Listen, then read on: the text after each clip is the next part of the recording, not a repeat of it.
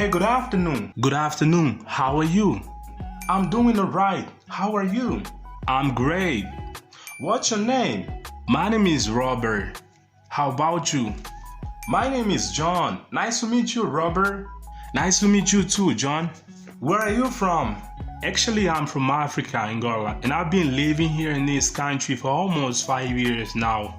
That's interesting. I'm from Canada. Great. I heard good things about your country. Can you tell me a little more about you? Sure. I'm 20 years old. I have 2 sisters and 1 brother. In my free time, I like watching TV, sing my favorite songs, just to have fun. And my favorite color is purple. Cool. You just have few siblings. I think I got a lot. I have 6 siblings, 2 sisters, and 4 brothers. And what's your favorite color? What do you like to do in your free time?